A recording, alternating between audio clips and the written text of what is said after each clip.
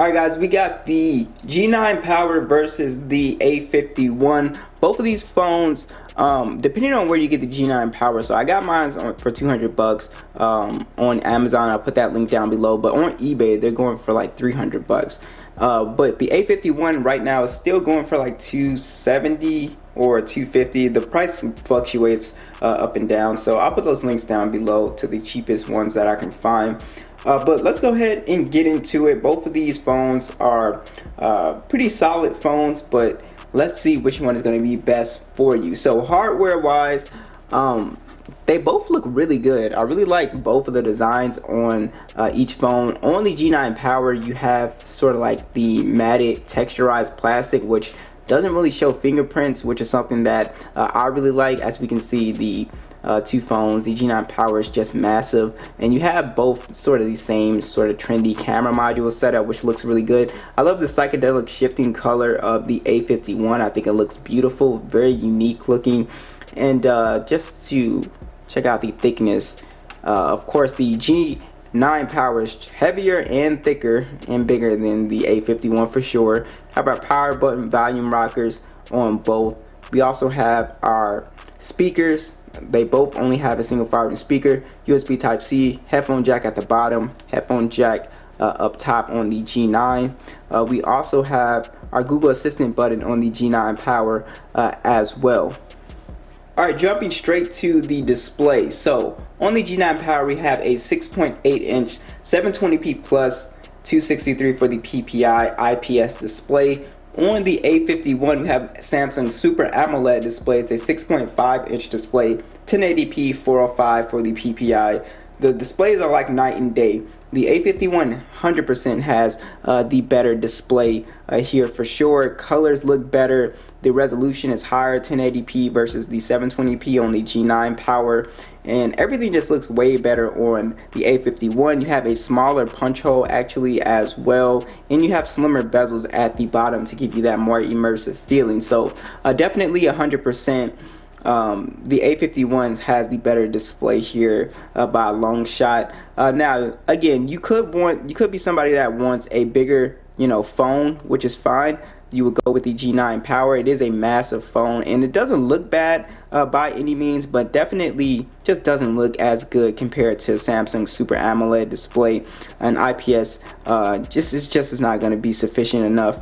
But like I said, they both look great. You just have to make that decision. Do you want just a big massive display, or do you want a higher quality better looking display here? And also, it is brighter as well. It's something that I noticed. The A51's display is a much brighter display to outdoor use. So overall, I think the display quality is much better on the A51 here. Both these phones are running Android 10. They both will get Android 11. Google has, or Motorola has, a sort of stock version of Android like on the Google Pixel phones, and it's very clean and just very bare minimum. Samsung has their One UI on here with a lot of their Samsung features like the Samsung Edge and stuff like that.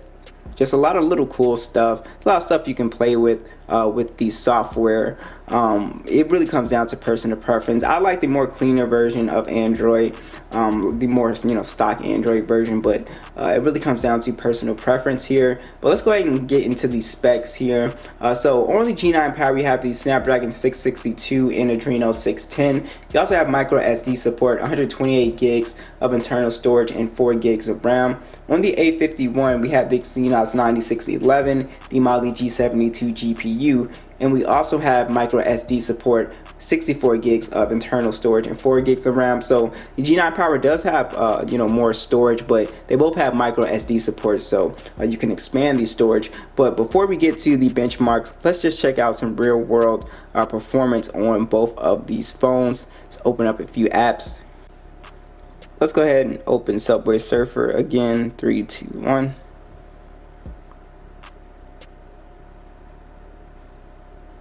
Looks like the G9 Power got it there. A51 right behind it. Let's try Instagram. Usually Snapdragon processors are usually a little bit faster. That was really close. So as we can see here, the Exynos chip does outscore the G9 Power's Snapdragon chip here just by a little bit in both the single core and the multi-core scores here. Let's go ahead and check out some gaming performance. Now, gaming performance is not going to be as strong as on the G9 Power. As we can see on Call of Duty Mobile, we're on high frame rates, and everything looks good with the display and everything. It plays fine.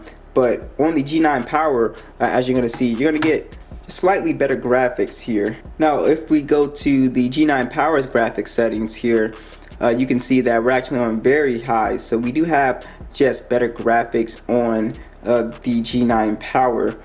So like I said, they both play great, but you will have just a better, I guess, graphically looking game on the G9 Power here. Let's check out the speakers on both, starting with the A51 here. They're both single firing, max volume.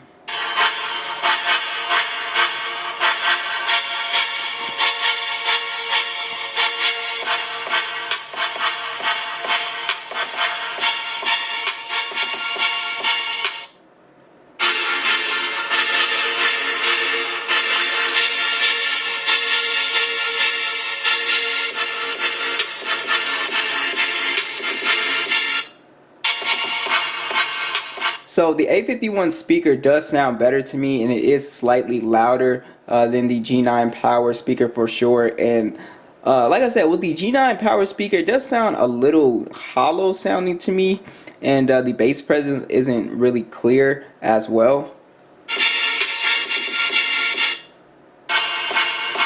Yeah, the kicks and everything, it's just not a clear sounding speaker compared to the A51. So they're both very loud. They're not distorting at high volumes, but I definitely do think the A51 has the better speaker here. Let's talk about some additional features here. So you do have a water repellent coating on the G9 Power, which is pretty cool.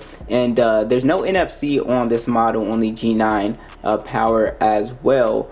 Now you do have a physical fingerprint scanner, which is very fast. It works on the G9 Power, and I do think it's faster than the A51's in-display fingerprint scanner. They both have face unlock, which works very fast if you don't want to use it. Now this in-display fingerprint scanner works, as you can see. It's not going to be as fast as a physical one, but I've never had like an issue actually getting into the phone. I've never had it like glitch up or anything like that.